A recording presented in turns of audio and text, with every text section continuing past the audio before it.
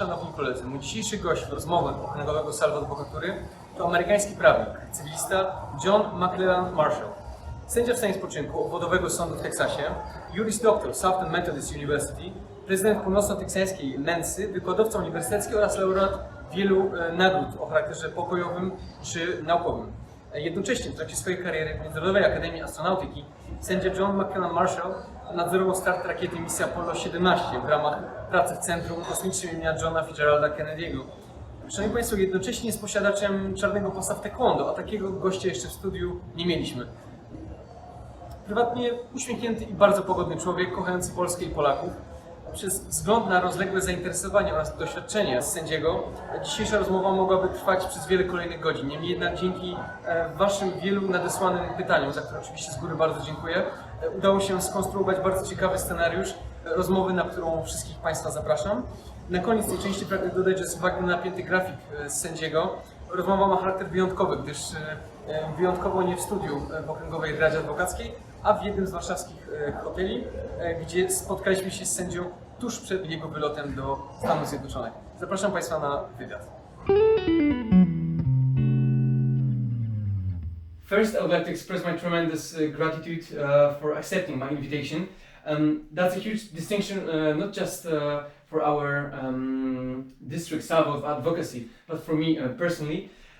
After I got familiar with your biography, I said to myself, Alex, that's going to be a really huge challenge to conduct a correct scenario and the other things. That's why, bearing in mind all these aspects, I've watched many of your interviews to prepare myself and to prepare a good scenario for today's conversation. So I divided our today conversation for 3 groups. So first of all, I would like to speak about the judicial and educational system, then politics, and at the end hobby/interests. But our tradition is that before the main part, we are speaking, I'm asking for a few short questions. They are quite easy, quite comfortable. So West or East Coast? West Coast, because that's where my wife came from. Vacation or staycation? I mean, do you like traveling or staying in the same place? Oh, vacation. Vacation, okay. Which Polish city do you like the most? Oh my goodness, that's very difficult because each of the cities where I've been to Torun and Gdańsk, Warsaw, Lublin, Rzeszów, Przemyśl. Each one has its own character, and each one is memorable in its own way. Obviously, we enjoy Lublin because I teach at the university there. Jazz or country music? Oh, I like country music. Country music. Giving or getting? Do you find more pleasure in gifting or being gifted? Oh, I think I enjoy giving much more. The next question, was the Apollo 17 mission rocket launch the most spectacular experience of your life? Wow. Actually, the time that I was part of the Apollo program, the whole time, from Apollo 13 through Apollo 17, was easily the most exciting time. Oh, perfect. Okay, so Dolly Parton or Frank Sinatra, being the theme of music? Opera. Opera. Donald Trump or Joe Biden? Or next question. Moving right along. The best American university is ... The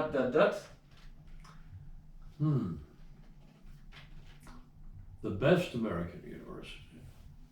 That depends really on the area of specialization. Because, for example, if you are in engineering and technology, obviously Massachusetts Institute of Technology would be right at the top.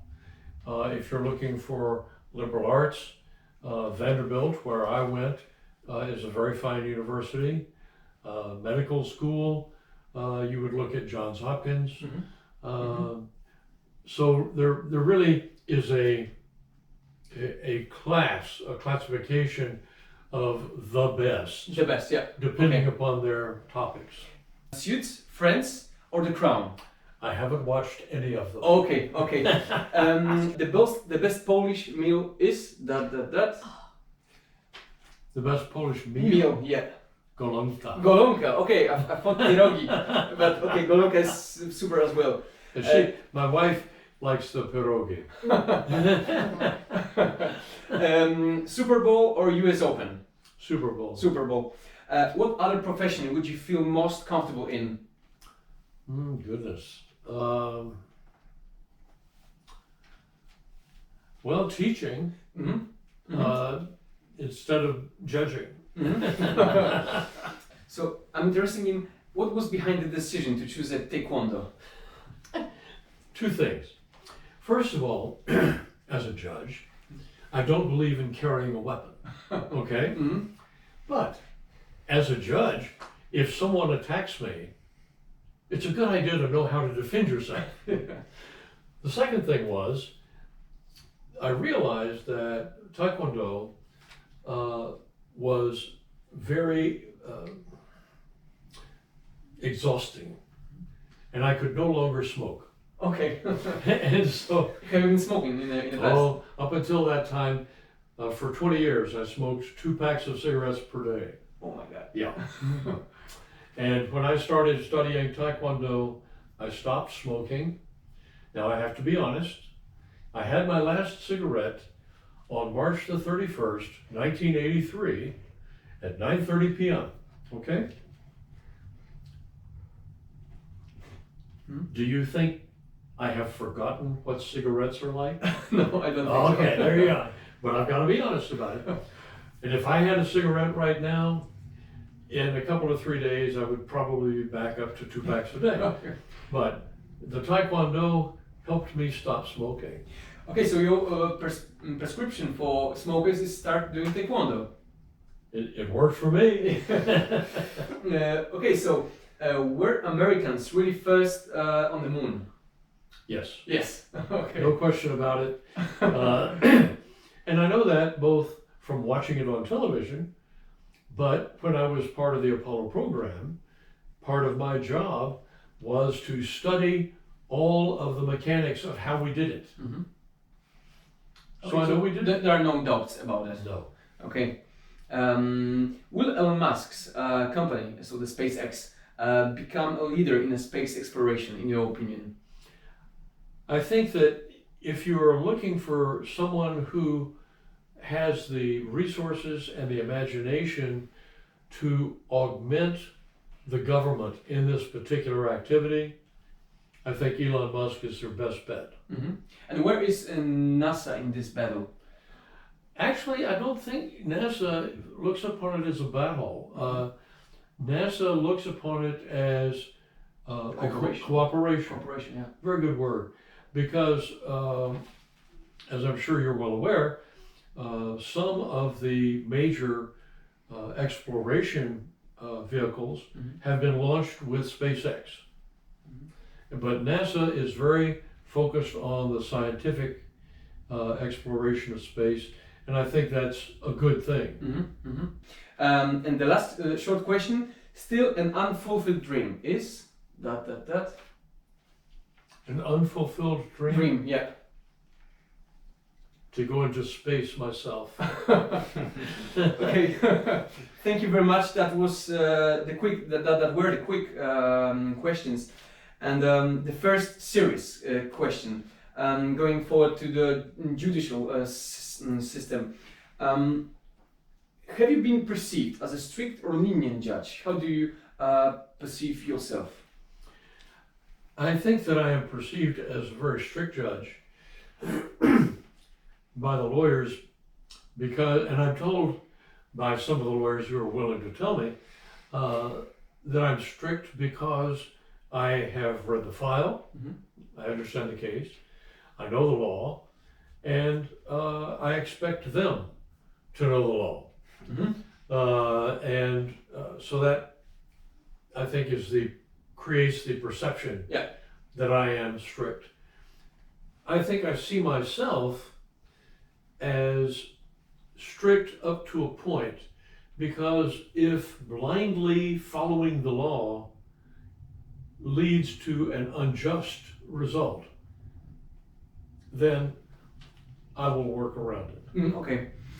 Okay, in the retrospect, was the road to becoming a judge difficult? Actually, not really, because in Texas you are elected. So you run as if you were running for president or any other elected office. And then if you get one vote more than the other person, you win. Okay, so is it still respectable in the US to be a lawyer? I think it is.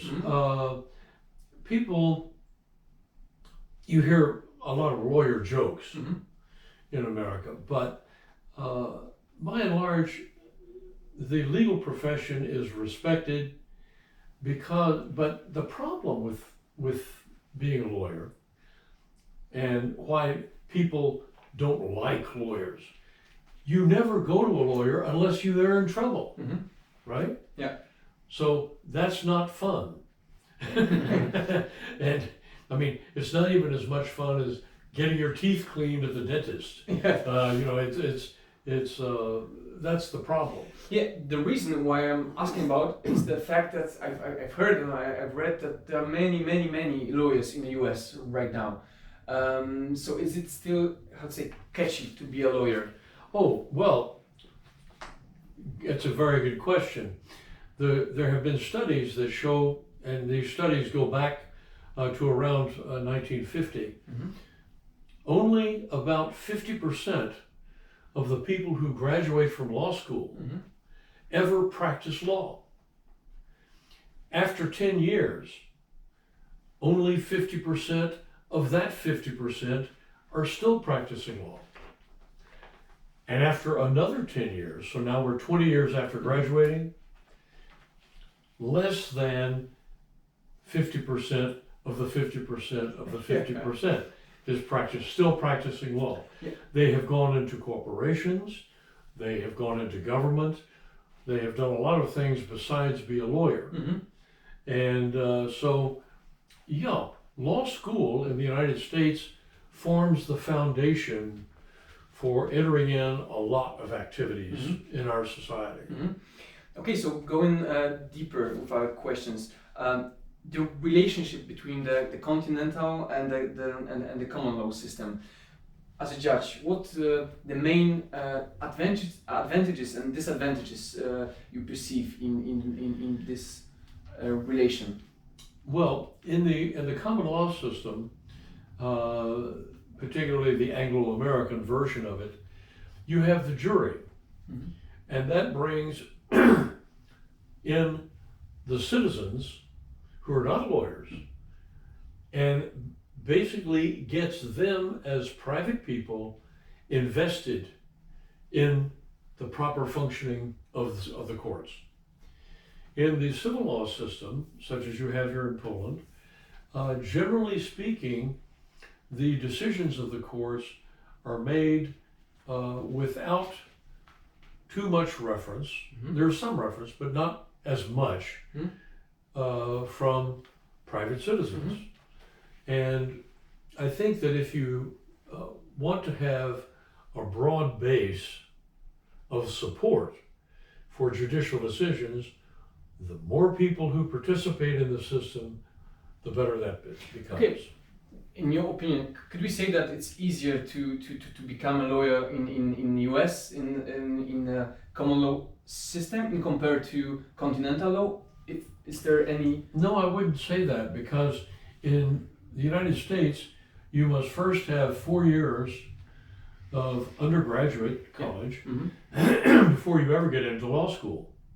And then you have 3 years of law school. So that's 7 years compared with 5 here in Poland, for example. The undergraduate education in America can be many different disciplines. You could be an engineering student who then goes to law school, and then you would practice patent law, or you could be a pre-med student, undergraduate, go to law school, and represent doctors. I mean, there's a lot of variations depending on your undergraduate education. Okay, so in a democratic state like US, is in fact the death penalty still the necessary measure of the punishment, in your opinion? I'm asking because the main, I think that the main question here is about the Texas, yeah? In Texas, the death penalty is very solid in the law. Yeah. But it is limited to a specific category. If you kill a fireman or a policeman while they are in their duty, doing their duty, or if you kill a child, or if you kill multiple people in the commission of a crime, then the jury, and this goes back to having the people decide, the jury can decide to impose the death penalty. The judge does not. So, but at the end of the day, in your opinion, is it still a good way to punish the death penalty? Because we have so many. I think in Europe it's very controversial to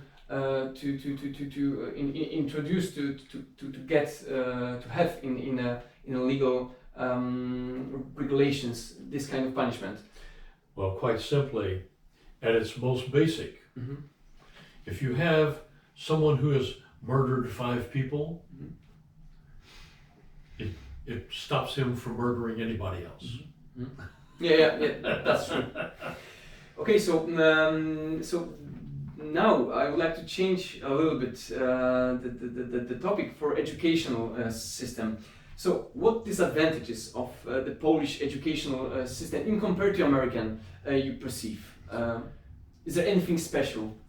The main difference that I see in the legal education is that in Poland, or in the Polish system, you have much more exposure of the students to the philosophy of law and the theories of law and the history of how these have developed. For example, criminal law. In America, you may have a course in criminal procedure and that sort of thing, but I would be willing to bet you that very few American criminal lawyers have ever heard of Beccaria. Okay. But in Poland, they know. They know who he was and they know what he did. So it's a difference.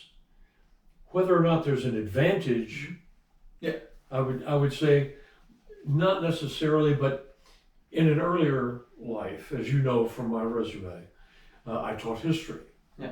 And so the history of legal process and legal development and so on is something with which I am very familiar, but to be perfectly honest, most American lawyers are not.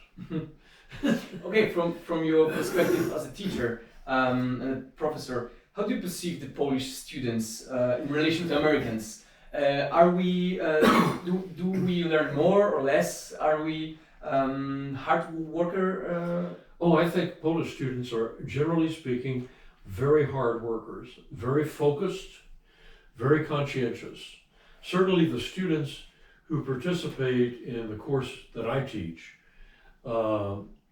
it's a very intense course. It only lasts 3 weeks, but in those 3 weeks, they have a lot to read and a lot to think about and a lot to talk about with me. And I've always been very impressed. And also, they have to listen to my lectures in English because my Polish is really bad, okay? And one professor several years ago asked me, he said, "Professor, your students all seem to have very high grades for your course." And I said, yes, Professor. I said, and I said, because they listen to my lectures in English, they take a written examination in English, which is unusual in a Polish university. And I said, to him, I said, this is like Fred Astaire and Ginger Rogers. And he said, what do you mean, Fred Astaire and Ginger Rogers? I said, well, we all know that Fred Astaire was a very great dancer, right? But Ginger Rogers did everything that he did backwards and wearing high-heeled shoes. And I said, my students are like Ginger Rogers. And I'm very proud of them, believe me. Okay, the next question. After studying law in Poland, how to find yourself in the reality of working in the US? Is it possible to practice in the US? You mean if a Polish lawyer went to the United States? Yeah. Being after Polish university. Aha. Yes, I think so. Because now what a Polish lawyer would have to do, he or she would have to if they came to Texas, they would have to take some additional coursework about the common law system. Mm-hmm. And then they would have to study for the bar examination. But if they passed both of those, then they become a lawyer. Mm-hmm. But it's better to make some LLM programs or practicing like for our own hands. What do you think? Because I'm always thinking about how it would be to be a lawyer in US, and it's really hard to get all the the specific of the system.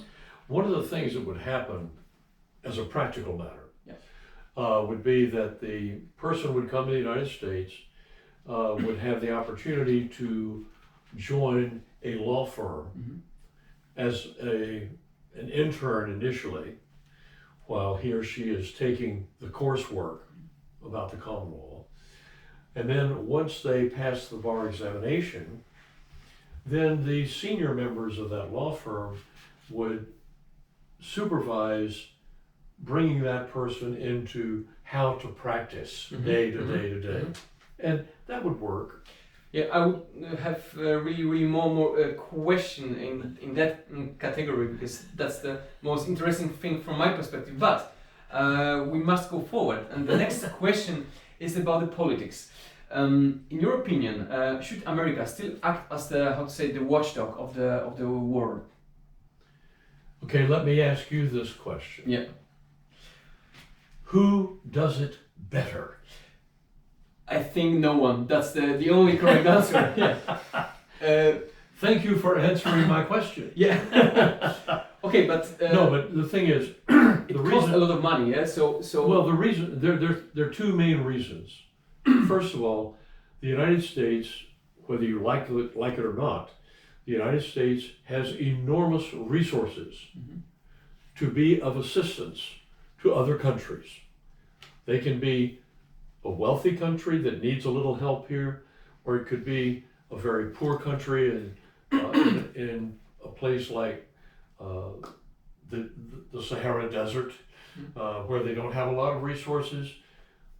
The United States has resources to help. The second thing is that because the United States was founded, truthfully, it was founded on very humanitarian bases.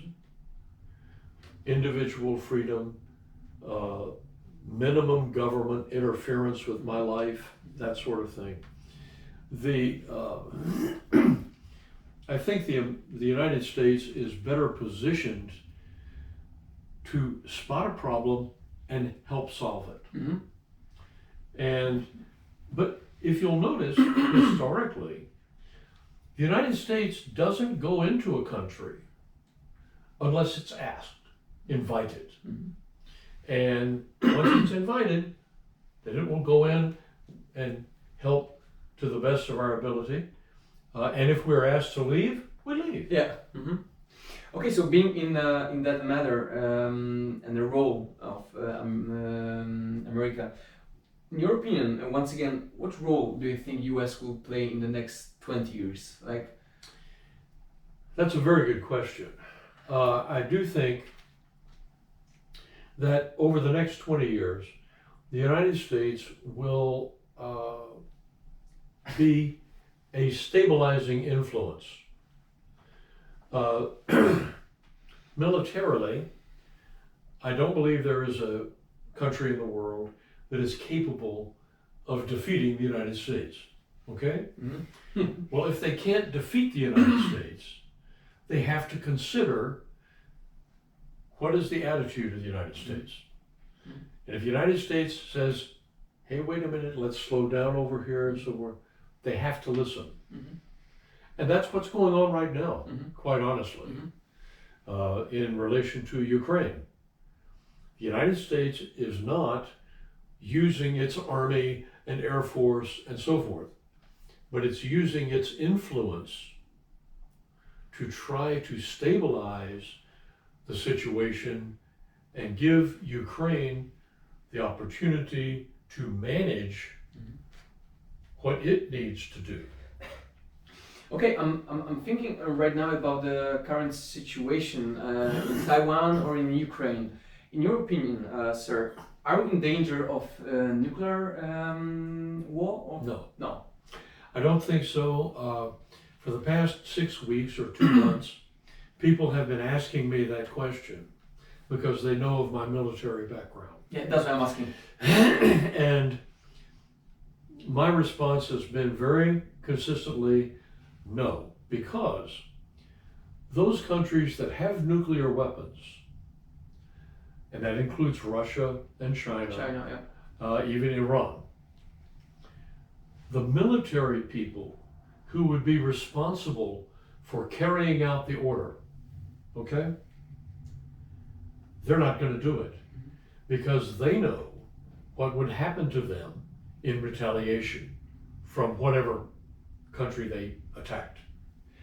And I believe it was yesterday, speaking of Ukraine, Mr. Putin said that he had no intention of using nuclear weapons because, quote, there was no point. Mm-hmm. That should tell everybody that 2 things are going to happen in Ukraine over the next probably 6 weeks or so. Mm-hmm. The Russian army is going to evacuate the Russian sympathizers from the eastern portion of Ukraine, and the Ukrainian army is going to fill in behind them, and the Russian army will leave. Mm-hmm. Okay, is racism still a real problem in the US? No. What is a problem in the US is people who keep talking about it or using race as an excuse. For example, if you disagree with me, and we're both politicians, and I say to the newspapers, he's a racist, that immediately puts you on the defensive. Mm-hmm. Another way of it being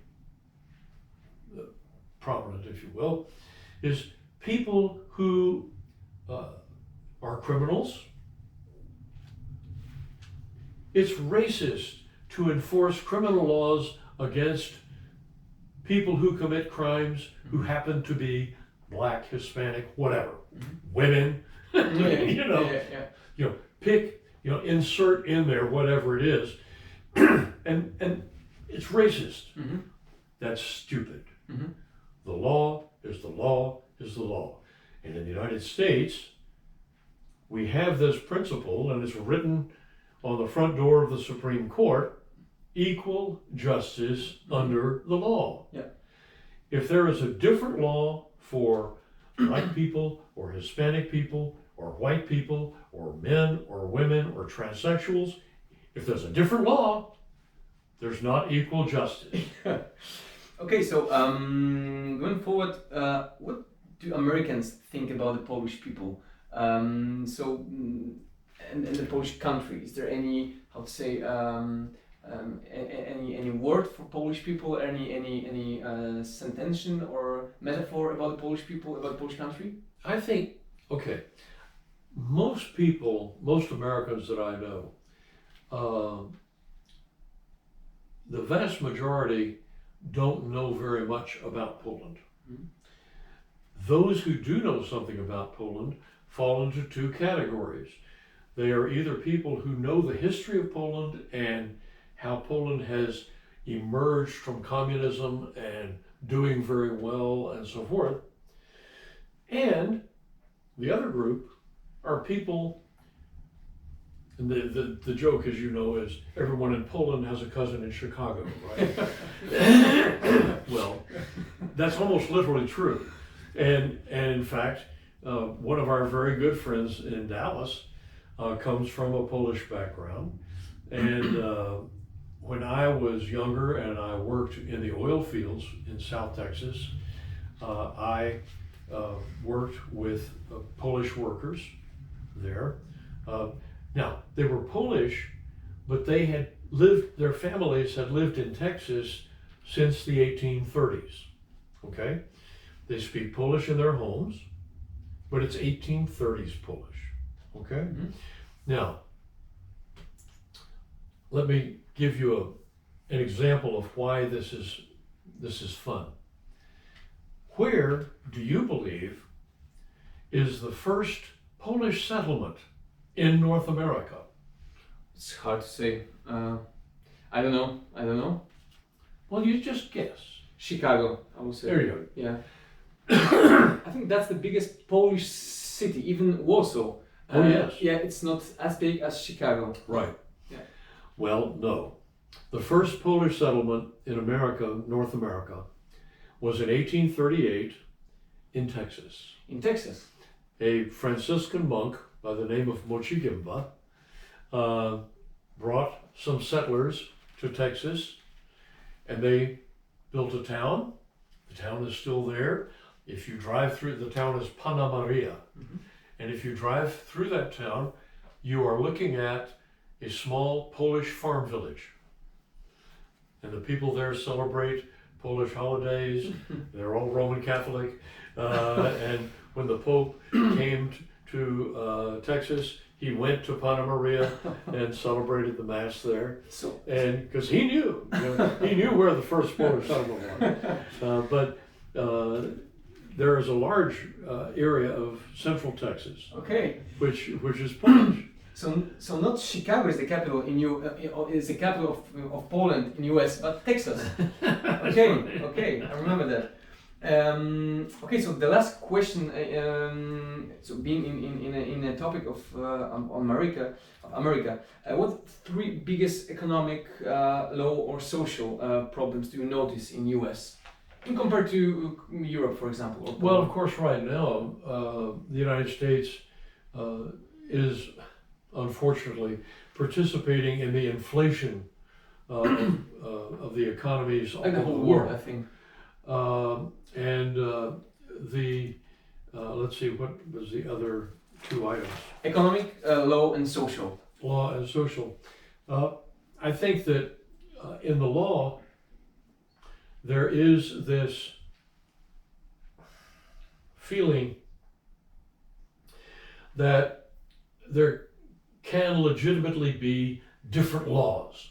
Mm-hmm. You know, you pass a law against killing people, but for this minority or that minority, well, you say, oh, well, that's part of their culture. No, not if you live in the United States. And that is working itself out. Mm-hmm. The social aspect of things, I have to say, COVID had an enormous impact in the United States because, frankly, stupid government policies isolated the population. Mm-hmm. You had to stay home. You could not have meetings. You had to wear a mask and so on. And we are slowly recovering from that. But during that time, people became dissociated from each other. And instead of thinking of themselves as a family of Americans, Mm-hmm. they're now thinking of themselves as a family of Hispanic Americans, African Americans, Mm-hmm. Anglo-Americans, female Americans, transistor, Mm-hmm. compartmentalized. Mm-hmm. And that compartmentalization, I believe, is not good for the United States. Yeah. And is breaking down, and I think will break down a lot over the next couple of years. Okay, thank you for that part. The last one is the easy general questions in accordance to your resume. Do you notice any significant differences in human relations in the States and in Poland? Is there any specific differences? Not so much now. I would say when I first started coming to Poland, which is now 30 years ago, yes, there were differences because the Polish people were just emerging from communism and they tended to be very reserved and not extroverted. Over the last 30 years, I have watched as Poland has become more extroverted and the Polish people very expressive. But one thing that hasn't changed and one thing that has been uniform through that entire time, the Polish people are easily the most welcoming people you can imagine. They want to be sure that you're happy. They want to feed you well. They want to welcome you into their homes and make you feel like they want you in their country. And even if you speak bad Polish like I do, it's not terrible. You know, I'm not insulting people. It's not like some other countries where if you speak their language, and even if you speak it very well, they don't like you speaking their language. I won't mention which countries we're talking about. But the thing is that, and also this goes to the history. And that's one of your questions also. Poland has always, really, since the United States first got started in the revolution, Poland has always been, I think, emotionally and philosophically very close to the United States, even during the communist times. For example, Poland was the only country in Europe that sent military soldiers to fight in Iraq and in Afghanistan alongside the United States. The history, though, of course, you have in our revolution, you have Kościuszko, you have Puławski, and most people, you know, you may not realize this, but there are more streets, towns, places in the United States named for Kościuszko than any other revolutionary period foreign soldier except Lafayette. He's the only, that's how important Kościuszko is viewed in America. Well, he designed and built West Point. And, you know, then he comes back to Poland and led a revolution here. And so, you know, we know that. And of course, Puławski died in Savannah. And we have visited Savannah and his grave is there. And so I think American people feel that affinity. They know of that history. And so I think there is a closeness between the two countries that is, how should I put it? It's intangible. You know, money doesn't matter, but it is a connection. Okay, so the last closing question is quite general, but I think very important from our perspective. So, in your opinion, sir, 3 advices, the main tips for young lawyers at the beginning of their career. Well, you know, in ancient Persia, the young people were taught 3 things: to ride the horse, to shoot the bow, and tell the truth. Okay? Now, we'll pick one of those for lawyers. Always tell the truth. The reason is the judge is always able to deal with the truth no matter how bad it seems to the lawyer. Okay? Mm-hmm. And a jury who listens to the truth can make a good decision. But if a witness or a lawyer proceeds to lie, then I don't care whether you're in the United States or in Poland, the justice system collapses. So the truth is absolutely vital. Mm-hmm. And I do tell young lawyers, remember, you say something to the judge. If the judge finds out that you have lied to him, then it doesn't matter what you say to the judge after that. He's not going to believe you. And your integrity as a person is vital to your success in the practice of law. And the third thing is, if you become a lawyer to get rich, then I tell young lawyers, go find something else to do with your life. Mm-hmm. Because there is no amount of money that's going to compensate you for missing time with your children or with your family and that sort of thing, just to be a lawyer. Mm-hmm. No. You have to come into this profession in order to help people solve the problems they cannot solve for themselves. And if you do that, and you tell the truth, you'll be a very successful lawyer. Amen. Amen. So I have so many more questions about the politics, about the judicial system. But to conclude our today discussion, I'd like to thank you so very much. That was a really great, I'd say, intellectual journey.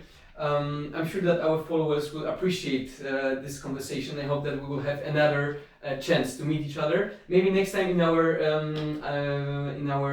Warsaw advocacy headquarters. Mm-hmm. And from my perspective, and I wish you, sir, a smooth journey to US. Thank you very much. Thank you very much. Thank you for the opportunity. Thank you very much. One more time. Okay. Okay. So here's the cut.